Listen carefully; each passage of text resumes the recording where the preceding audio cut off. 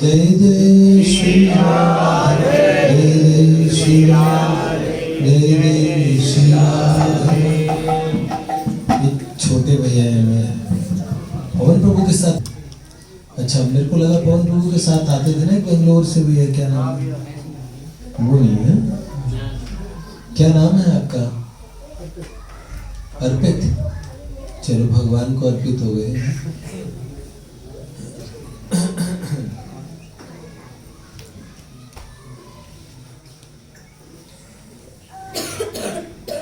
अर्पित कर दूं दुनिया भर का सब प्यार तुम्हारे हाथों में अब सौंप दिया इस जीवन का सब भार तुम्हारे हाथों में है, जीत तुम्हारे हाथों में है, तुम्हारे। ये एक छोटे भैया और आते हैं, प्रशांत नाम है इनका। प्रशांत होगा, बहुत बढ़िया प्रशांत। जय जय। बाबा का है, हनुमान जी भी बीमार, मुझसे भी ज्यादा बीमार है? नींद के कारण बीमार हो गया। अच्छा,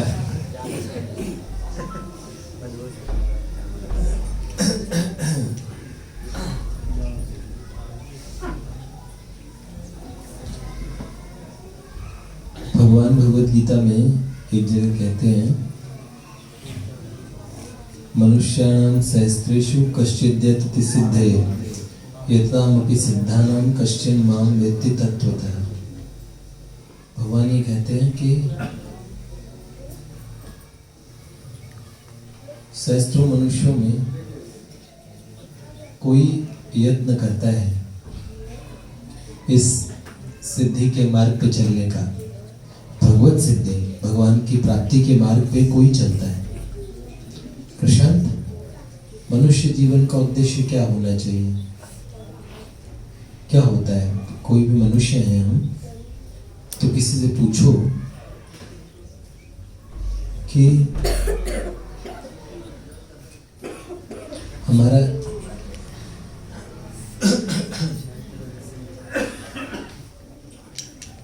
एक स्टूडेंट क्या करते हो, तो उससे पूछेंगे तो वो कहेगा मैं पढ़ता हूँ। तो पढ़ते क्यों हो अगर पूछोगे तो क्या कहेगा वो? नौकरी मिले अच्छी। नौकरी क्यों चाहिए अच्छी? क्या कारण है? ताकि करे छोकरी मिले अच्छी। नौकरी नहीं होगा तो ब्याह नहीं होगा। और ब्याह क्यों हो?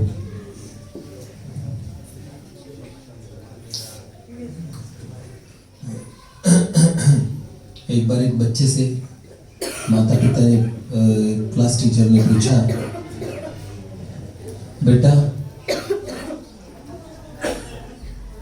बड़े होके क्या करोगे, बनोगे?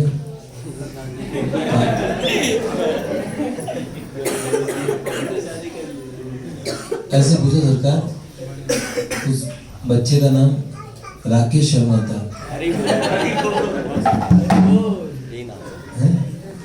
उससे पूछा बड़े होके क्या करोगे, तो उसने कहा शादी। कृष्ण प्रिया कहा शादी करूँगा। तो बोला मेरे कहने का मतलब, टीचर ने कहा क्या बनोगे ये बताओ। तो बोला दूल्हा। है सही बात है। प्रभु जी आ गए, आइए। आज आप बहुत सुंदर लग रहे हैं, तो दूल्हे जैसे लग रहे हैं। अभी एक बात चल रही थी कि एक बच्चे से टीचर ने पूछा कि बड़े होके क्या करोगे, तो उसने कहा शादी। तो टीचर ने पूछा नहीं क्या बनोगे, तो उसने कहा दूल्हा। तो फिर पूछा हाँ? अपने माँ बाप के लिए क्या करोगे? तो उसने कहा दुल्हन लाऊंगा। अच्छा, तो उन्होंने पूछा, अरे मैं, तुम्हारे माँ बाप तुमसे चाहते क्या है? तो उनका पोता। तो उन्होंने कहा, अरे मूर्ख, जीवन का उद्देश्य क्या है? तो उसने कहा, हम दो हमारे दो। तो किसी से पूछा जीवन का उद्देश्य क्या है? हम स्टूडेंट से पूछेंगे तो पढ़ता इसलिए हूँ कि नौकरी मिले, नौकरी इसलिए कि जीवन यापन के लिए, और मैं पढ़ूंगा लिखूंगा नहीं तो कैसे जीवन यापन करूंगा? अब किसी से पूछो जीवन यापन क्यों करना चाहते हो? अच्छे से जी सको। अच्छे से जीना किस लिए? तो अच्छे से जीना पढ़ने के लिए, अच्छे से जीना नौकरी के लिए, अच्छे से जीना पत्नी के लिए, ये सब तो जीने के लिए आवश्यक है। हम सारे संबंध जितने भी हैं जीने के लिए जरूरी है। तो जो मनुष्य जीवन का उद्देश्य क्या है? तो भगवान हमारे शास्त्रों में इसका उत्तर है कि मनुष्य जीवन का उद्देश्य भगवत सिद्धि है। जितने रिश्ते नाते हैं सारे बहुत आवश्यक हैं, पर जीवन जीने के लिए आवश्यक है। स्वयं के लिए मनुष्य जीवन का जो एकमात्र उद्देश्य है वो ये कि 84 लाख योनियों के बाद में मनुष्य जैसा शानदार जीवन मिलता है। बहुत बड़ी बात होती है। क्यों हमारे शास्त्रों में सब देह का सार नर देह बताई, तो वास्तव में ये बात है। तो उसका उद्देश्य क्या है? तो शास्त्र कहते हैं उसका उद्देश्य है भगवत प्राप्ति, आवागमन के इस चक्र से छूट जाना, भगवत प्राप्ति हो जाना। अगर भगवान की प्राप्ति न हो तो कम से कम इतना तो हो कि परलोक में हमारा ठीक हो। परलोक भी बहुत उच्च लोगों की प्राप्ति न हो तो कम से कम इतना हो जाए कि मनुष्य देह दोबारा मिल जाए, इतना तो हो। कभी कभार ऐसी हालत होती है, हमारे बच्चे बता रहे थे किसी का अंतिम संस्कार हुआ और उस अंतिम संस्कार को रिश्तेदार नातेदारों को पता ही नहीं, मिट्टी का तेल डाल के छिड़क के और उपलों के अंदर में रख के, और वो इसे क्या बोलेंगे, इसे अंतिम संस्कार बोलेंगे, इसे बोलेंगे फूंकना, फूंक देते हैं, पता ही नहीं। तो अगला जन्म, उसकी जो अगली यात्रा है उसके अंदर में बाधा पड़ जाती है। तो सबसे अंतिम बात यह है कि मनुष्य जन्म ही दोबारा मिल जाए, कम से कम ऐसा ही हो जाए। लेकिन सबसे उच्चतम उद्देश्य है ना, वो ये है कि भगवान की प्राप्ति हो जाए, भगवान मिल जाए, है? तो वो हमारा सर्वोत्तम उद्देश्य है। वही मनुष्य जीवन उसके लिए मिलता है। भगवान ने उसके लिए ये देह धारण करवाई। तो उसके लिए भगवान ने कहा, मनुष्याणाम सहस्त्रेषु कश्चित् द्यतति सिद्धये। हजारों मनुष्यों में कोई सिद्धि के लिए जतन करता है, और यत्तामपि सिद्धानां कश्चिन् मां वेत्ति तत्त्वतः। और उन यत्न करने वालों में से कोई मुझ तक पहुंच पाता है, कोई मुझे तत्वतः जान पाता है। बहुत मुश्किल बात है। भगवान के मार्ग पे देखो, मंदिरों में भीड़ लगी पड़ी है। तो भगवान के मंदिरों में भीड़ है। आज भी जाओ तो कई कई मंदिरों में 3-3, 4-4 दिन का समय लग जाता है। तो सब भगवत प्राप्ति थोड़ी चाहते हैं। जितना ऊंचा मंदिर समझते हैं वहां पे विष लेके जाते हैं और बदले में विष लेके आ जाते हैं। विशेष पूरी करना चाहते हैं ना, इच्छा। रुक्मणी मैया ने भगवान से कहा, देखो प्रभु कितना बड़ा मेला भरा है, लाखों लाखों लोग आपके दर्शन के लिए व्याकुल हैं। तो भगवान ने कहा, मेरा मन नहीं कर रहा कि पट खोले। बोले ऐसा क्यों? तो भगवान ने कहा, ये बहुत सारे स्वार्थी लोग आए हैं, अरे ये चवन्नी दुवन्नी अठन्नी फेंकते हैं, और अगर इनकी एक अठन्नी मैंने ले ली तो ये मेरा बैकुंठ नीलाम करवा देंगे। भगवान से इच्छाओं की फहरिस्त होती है। तो ये सारे व्यापारी हैं, एक कारोबार के लिए आए हैं, ये कुछ ना कुछ चाहते हैं, मुझे नहीं चाहते।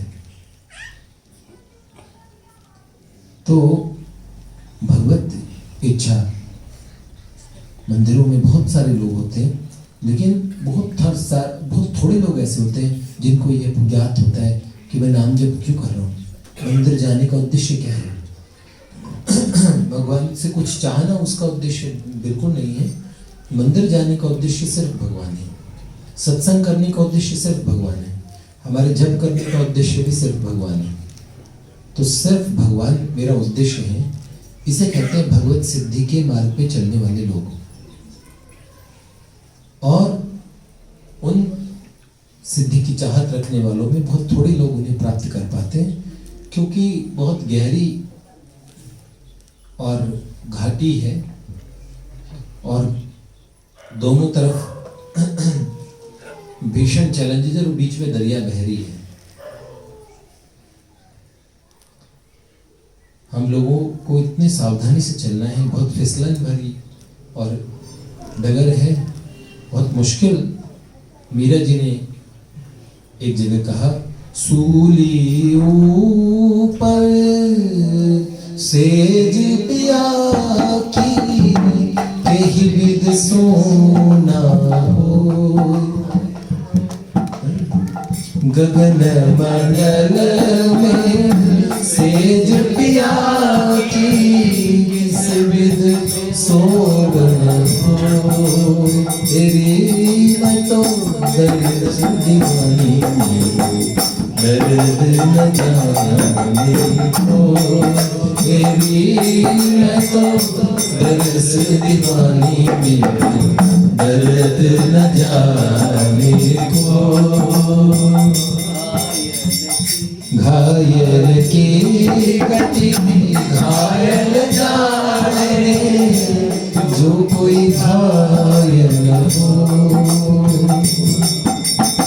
मीरा के प्रभु पीर मिटे जब, मीरा के प्रभु पीर मिटे जब, वेद समरिया हो, तेरी मैं तो दर्द दीवानी में दर्द न जाने को, तेरी मैं तो प्रेम दीवानी में दर्द न जाने को। वो बहुत इतना और मुश्किल दुर्गम दुस्तर कार्य उस पे चलना, और फिर भगवान के रास्ते पे आते हैं, थोड़े दिन के लिए टिकते भी हैं, फिर उसके बाद में हमें लगता है बहुत ग्रह कारज नाना जंजाला सोयति दुर्गम शैल विशाला। फिर वो इतने व्यस्त हो जाते हैं। भाई जी कहते हैं एक दिन भगवान से इंपॉर्टेंट सारे काम लगने लगते हैं, तो बहुत मुश्किल काम है। बने रहना, टिके रहना, ये बड़ा मुश्किल काम है। तो मात्र अति हरि कृपा जय ही पर होई, पांव देती है मार्ग सोई। भगवान बड़ी कृपा करके हमें इस मार्ग पे धकेलते हैं, फिर इस मार्ग पे बने रहना बड़ा मुश्किल काम है, बहुत मुश्किल काम है। अगर बने रह गए, सततम कीर्तयन्तो मां, तो जो सतत है, कीर्तन तो करते हैं, भगवान का जप करते हैं, पर सतत है, रेगुलर है, तो उनकी बड़ी विशेष बात है।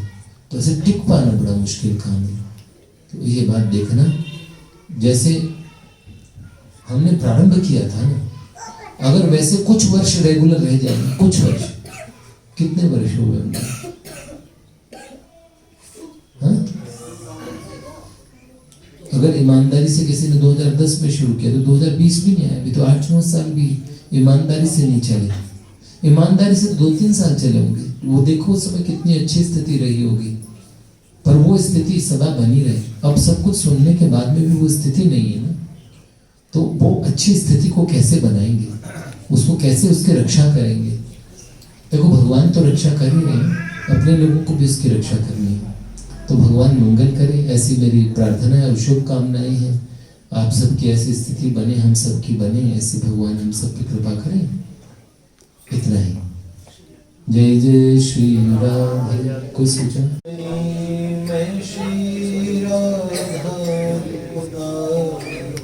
जन्म जन्म दिए वृंदावन हुआ।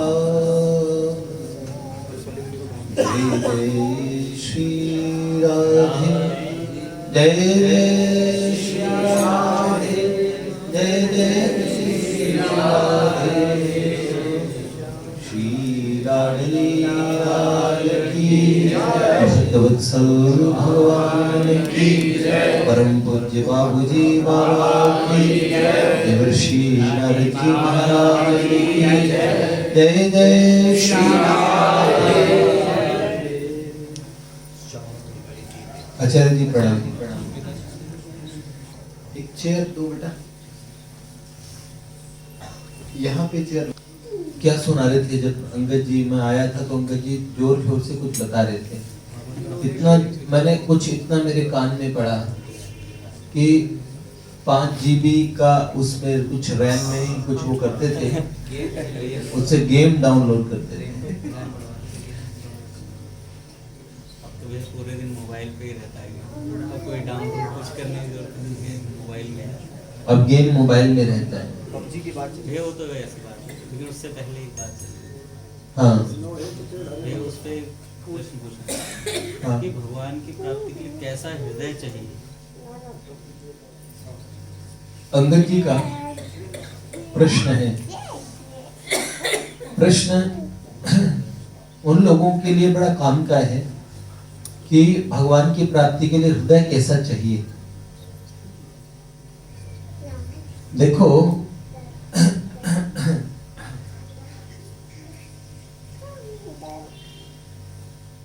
अगर हम बोलें कि एकदम सब प्रकार से काम क्रोध मद लोभ मोह से सर्वथा शून्य मन को भगवान की उपलब्धि होती है, तो ये बात तो सर्वथा सत्य है।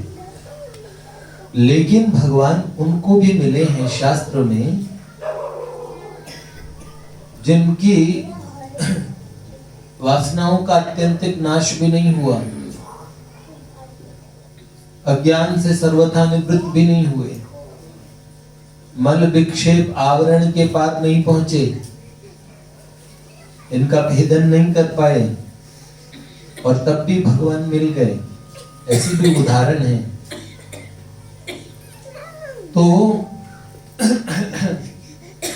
इसके बारे में एग्जैक्ट ऐसा कोई विज्ञान नहीं है कि 2+2 4 होते हैं, है? न जाने कौन से गुण पे दयानिधि गाते, यही सब संत कहते हैं, यही सब ग्रंथ गाते हैं, यही सब ग्रंथ कहते हैं, यही सब ग्रंथ गाते हैं।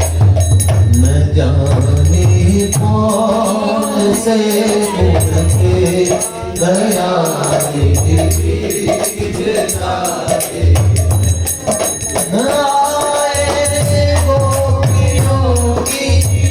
दुख भरी विरह कथा सुन के आए गोपियों की दुख भरी विरह कथा सुन के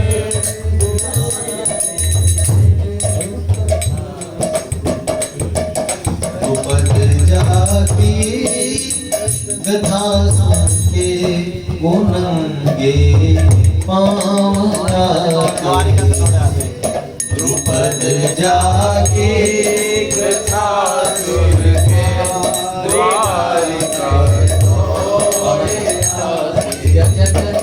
द्रुपद जाके गधा से द्वारिका से दौड़े आते न जाने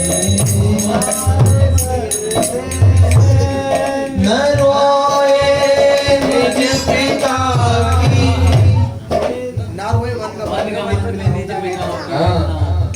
न रो। अब देखो मेरा दिमाग काम करना बंद हो गया है अभी, इसलिए अब आप लोगों ने जो सुना है ना वो आप मुझे सुना दिया करो। न रोए बन गमन में निज पिता की बेड़ना। राजा दशरथ को जो सौभाग्य नहीं मिला वो किसको मिला? दीन विहीन अधीन विहंग पड़े छिति खिन्न दुखारी। राघव दीन दयाल कृपाल को देख दुखी करुणा भयकारी। गोविंद को गोद में राख कृपा विधि नैन सरोजन में बरबारी। बार ही बार निहारत पंख जटायु की धूर जटान सोझारी। वो ऐसा करते हैं अपने पिता के और हा रघुनंदन प्राण प्रीते तुम जियत बहुत दिन बीते। लेकिन वो पसीजे नहीं है। और गीध को गोद में रख कर उठा कर आंसू बहात उठा कर गीध को निज गोद में आंसू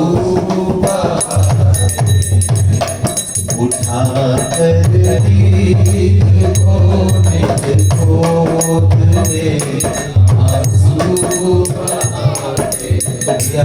एक होती है cause and effect relationship, science में कहते हैं, विज्ञान में कहते हैं। ऐसा करोगे तो इसका ये परिणाम होगा। अब इस परिणाम को हम क्या बताएं? हमें लगता नहीं कि ऐसा कोई विज्ञान भगवत प्राप्ति में है। भगवान से मिलने के लिए मन कैसा होना चाहिए? यद्यपि तो ठाकुर जी ने अपने मुख से ये स्वीकारा है कि निर्मल मन जन सो मोहि पावा, मोहे कपट छल छिद्र न भावा। लेकिन जो निर्मल मन के नहीं है, देखो द्रौपदी जी, उनके हृदय में सदा कौरवों के प्रति द्वेष रहता था, लेकिन तब भी भगवान से उनका जो संबंध है वो सब शास्त्र विदित है, सब संतों ने और इस बात को विशेषता से अनुभव किया कि उसके बीच में द्रौपदी का भगवान से प्रगाढ़ संबंध की भावना थी। भगवान से उन्होंने ये बात कही कि संबंधाद गौरवाद सख्यात प्रभुत्वेन च केशव। आपसे मेरे 4 संबंध हैं, क्या? संबंधाद गौरवाद सख्यात प्रभुत्वेन च केशव। मैं 4 कारणों से कि आप प्रभु हैं सबके और मेरा आपसे संबंध है। मैं गौरव, मैं यज्ञ से नहीं हूँ, यज्ञ से प्रकट हुई हूँ। सख्यात, आपको सखा मानती हूँ। चतुर्भिर कारणे कृष्ण त्वया रक्षास्मि नित्यशः। मैं आपके द्वारा रक्ष हूँ 4 कारणों से ही कृष्ण। तो इसीलिए भगवान की प्राप्ति के लिए मन कैसा होना चाहिए? आपका प्रश्न यही था ना, कैसा मन होना चाहिए? देखो, जिस मन को कोई अन्य न भाता हो, बस सबसे बड़ी बात है, अन्य भाता हो तब तक हम भगवान के बिना रह सकते हैं। जब अनन्य, एक भरोसा, एक बल, एक आस विश्वास, ऐसी चाहत होती है, सिर्फ वही प्रिय होते हैं। सिर्फ उनकी ही लगन होती है, उस समय उनकी प्राप्ति होती है। वो कब जाके बनेगा, कौन से जीवन की कौन सी यात्रा में हम ऐसे तैयार होंगे, तब उनकी प्राप्ति होगी। लेकिन अगर मन के तैयार होने से पहले ही भगवान कृपा कर दें तो हमारा मन बन सकता है। मन को भी ठाकुर जी बना सकते हैं, लेकिन साधक के हिस्से में एक काम दिया गया है, इस मन का निर्माण। भगवान मय्येव मन आधस्वम मयि बुद्धि निवेशय, सही, निवसिष्यसि मय्येव अतपूर्वम न संशय। मुझ पे मन लगा दो, मेरे मन मना भव, मेरे मन वाला हो जाओ। तो भगवान ऐसा बार बार कहते हैं, भगवान को मन चाहिए और हृदय चाहिए, हमारा समर्पण से भरा हृदय। तो बात तो यही है। तो ऐसा मन भगवान को चाहिए। और वो मन बनेगा कैसे? मुझे लगता है कि जब लक्ष्य हमने निर्धारित कर लिया कि हमें हमारा मन ऐसा ही बनाना है, तो बन जाएगा। और दूसरी चीज, मन का स्वभाव है मोहित होना। जो भी अच्छी से अच्छी चीज सुनता है ना, आज मेरे को किसी भक्त ने पूछा कि मेरे को iPhone 11 लेना है, तो लेना चाहिए कि नहीं लेना चाहिए? मैंने पूछा क्या, तो कह रहे कितने, उन्होंने बताया कि वो 70,000 रुपए के आसपास का होता है। तो उन्होंने पूछा, किसी से सुना ही होगा कि उसमें ये गुण है, ये चीजें हैं, ऐसी ऐसी चीजें हैं, बाहर से दूर से कहीं से देखा होगा, उसके सब उनके विषय में सुना होगा, तब मन के अंदर बात आएगी, इतने अच्छे अच्छे फीचर्स हैं, वो कौन हमारे पास हो तो कितना बढ़िया हो। जैसे रुक्मणी जी ने भगवान से कहा था भागवत जी के अंदर में कि मैंने आपके, हे पुरुष सिंह, मैंने आपके विषय में सुना। और तब रुक्मणी जी ने भगवान को पत्र, प्रेम पत्र लिखा था। तो बात यही है, हम सुन के भी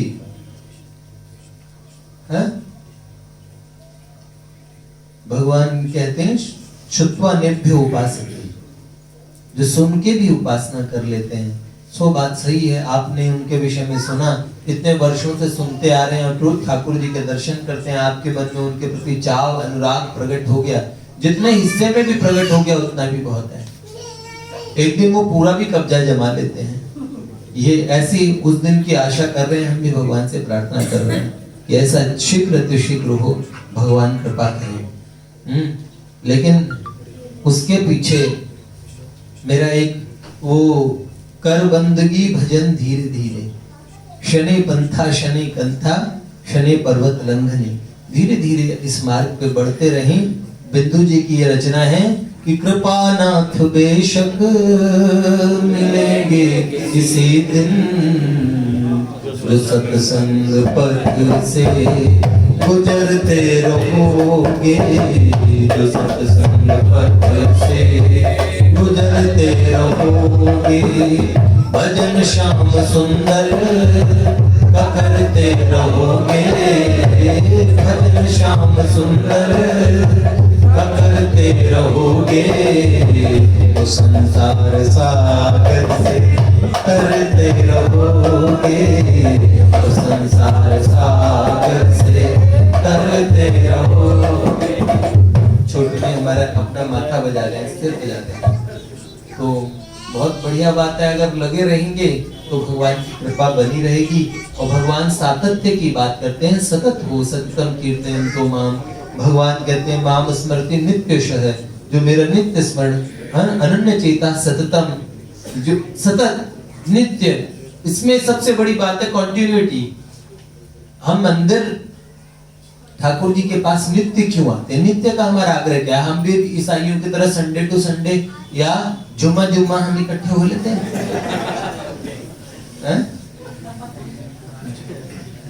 होता ना कि जुम्मा है, और हमारे यहाँ सोम मंगल बुध सारे दिन नित्य नित्य भगवत उपासना पे बल दिया जाता है, क्योंकि रोज मन की सफाई के लिए आवश्यकता होती है, रोज भगवान से जुड़ने की आवश्यकता है बाबू, नहीं तो फिर समझ लीजिए।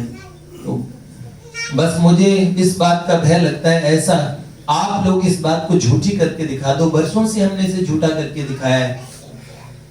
आंधी हो तूफान हो, हम मंदिर पहुंचे, अब ये जो बात सुनता था ना कि मंदिर सुने सुने होंगे, भरी रहेगी मधुशाला, भरी सभा में पिता के संग संग नाचेगी घर की बाला, है क्या?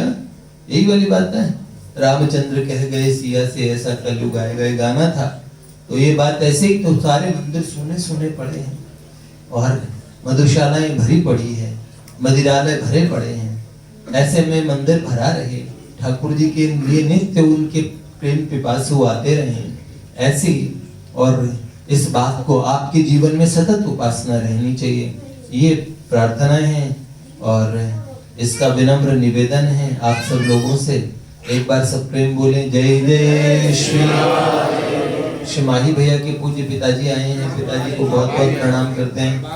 हाँ, और माँ आई हैं, दोनों माँ पिताजी दोनों आए हुए हैं। और एक जगदीश प्रभु आए हैं, हमारे जगदीश प्रभु भी। और जगदीश प्रभु के पीछे एक भैया बैठे हैं हमारे। भैया आप कहाँ से पधारे? शालीमार गार्डन रहते हैं। आपका शुभ नाम? विकास। विकास भैया तो आप आए हुए हैं पहले, तो 3-4 दिन पहले आए थे आप। तो आपका हमसे मिलना हुआ था? नहीं मिलना हुआ, हम फर्स्ट टाइम आपको देख रहे हैं। अच्छा अच्छा, क्या करते हैं विकास जी? मैं फर्नीचर में जॉब करता हूं। अच्छा, बहुत बढ़िया, बहुत अच्छा। एक बार विकास भैया के लिए भी स्वागत करते हैं, माही भैया के माता पिता जी का भी स्वागत करते हैं। जय जय श्री राधे। दिनों में वो बड़े काम आते हैं, मेरे दुख के दिनों में वो बड़े काम आते हैं। जब कोई नहीं जाता नारायण गाते हैं। कमाल की बात है, इनको ऐसे सुध भी हो गई कि ये मंदिर जाया करते थे, बरसों पहले आया करते थे। चलो, इनका स्वागत है, तो एक बार स्वागत में सब प्रेम से बोलो, जय जय श्री राम। असल में इनके लिए मेरे को हरिवंश राय बच्चन जी की वो रचना ध्यान में आती है। दूसरी उपस्थिति भी है। वो पहली रचना क्या है?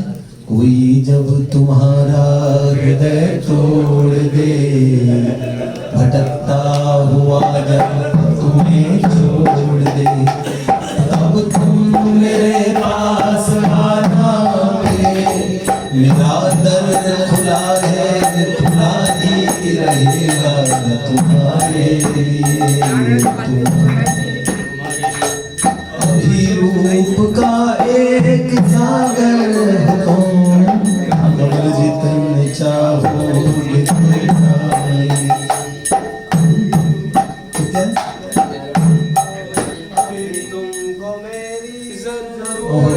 अभी तुमको मेरी जरूरत नहीं, बहुत चाहने वाले मिल जाएंगे। एक सागर हो तुम, कमल जितने चाहोगे खिल जाएंगे। जवानी भी दामन छुड़ाने लगे, दर्पण तुम्हें जब डराने लगे, तब तुम मेरे पास आना, मेरा दर खुला है, खुला ही रहेगा तुम्हारे। बहुत सुंदर। कृष्णा प्रभु,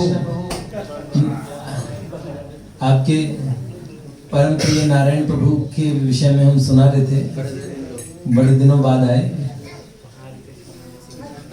तो और एक उपस्थिति और है रजत प्रभु की,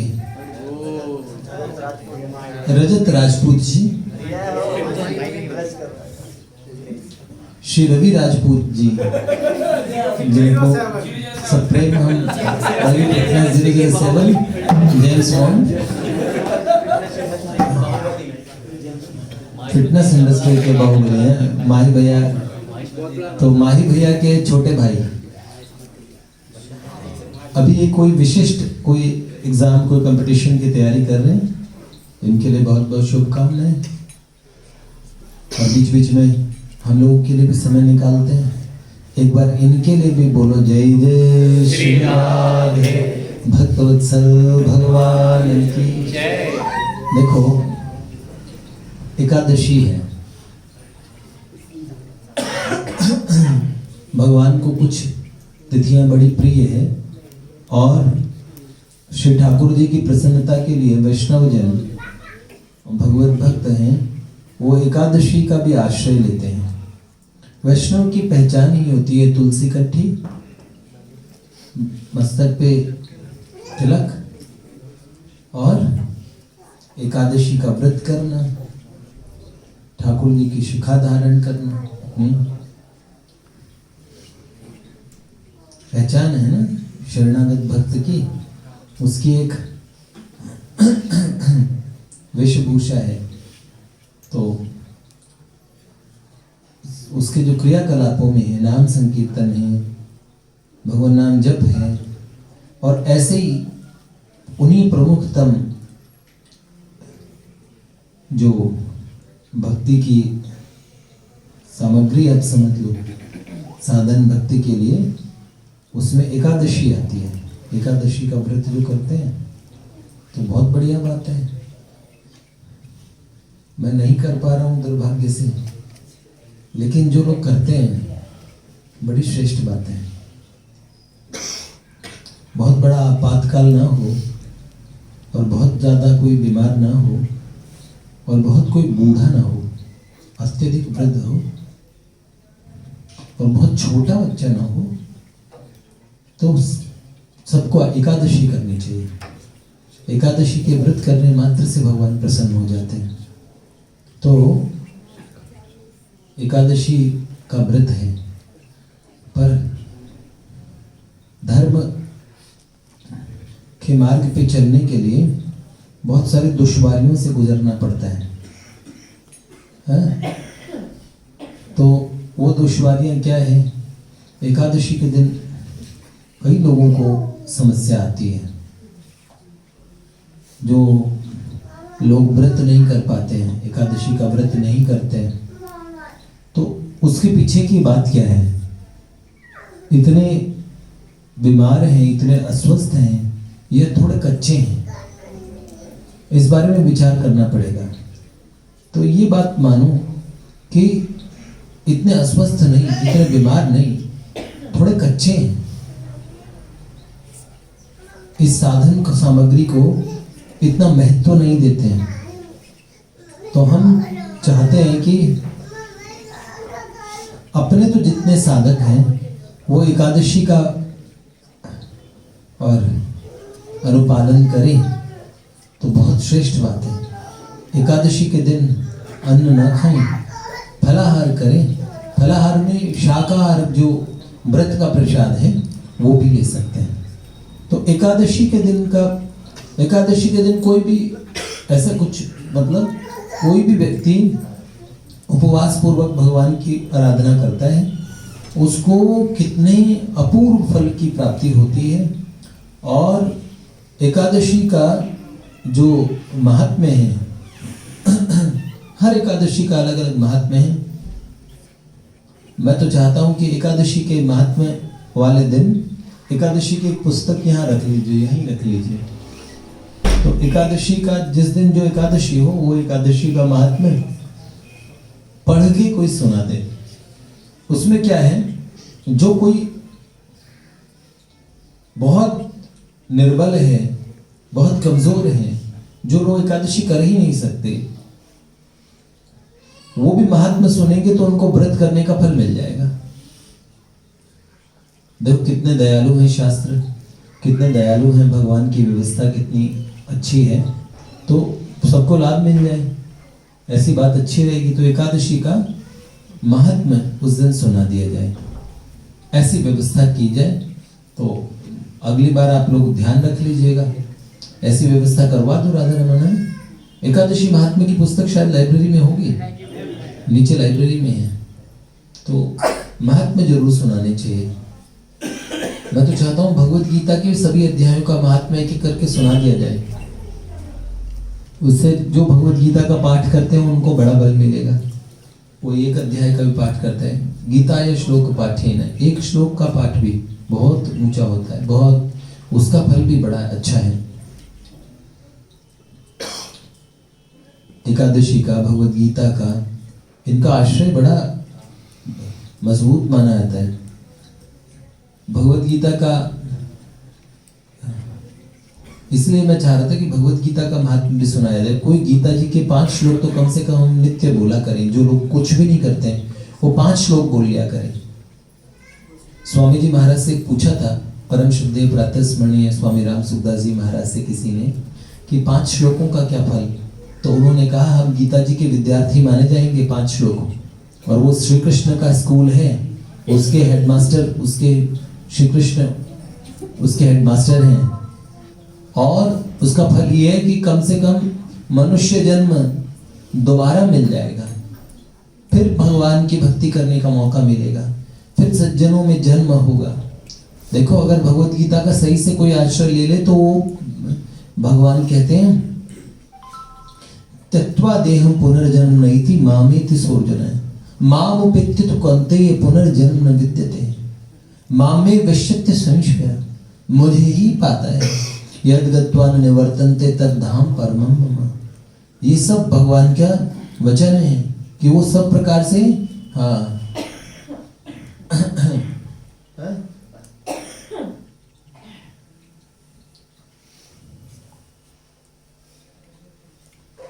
उन सब का मैं मृत्यु संसार सागर से तारण कर देता हूँ।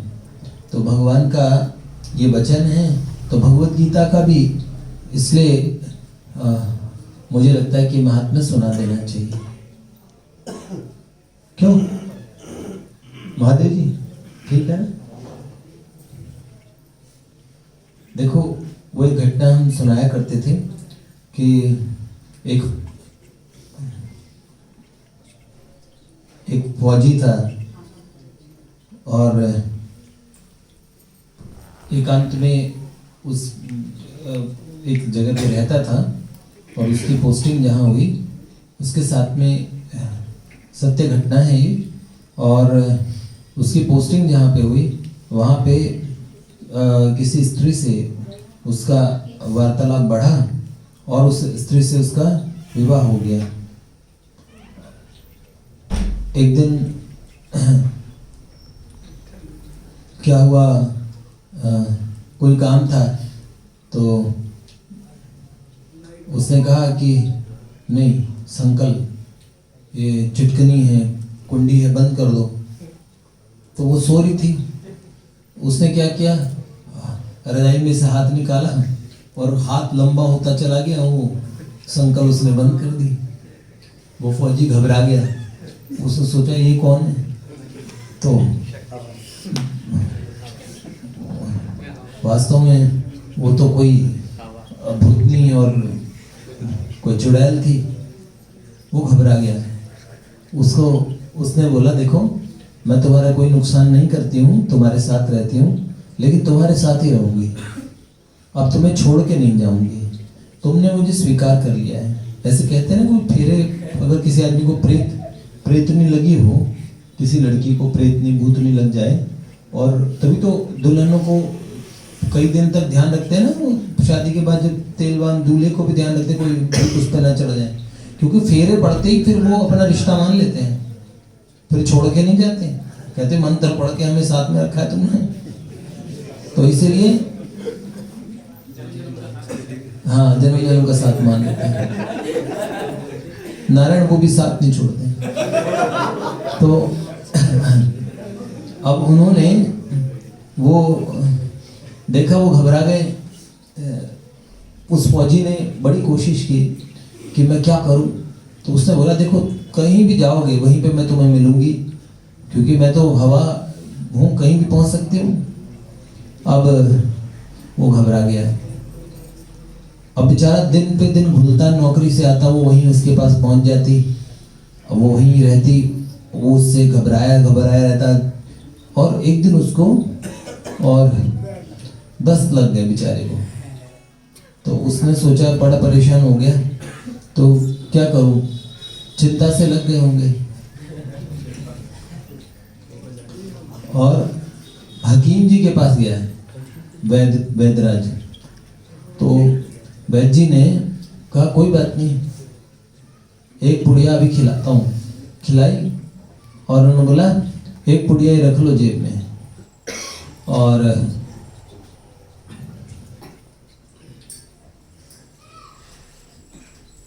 उस पुड़िया बना दी, जेब में रख दी।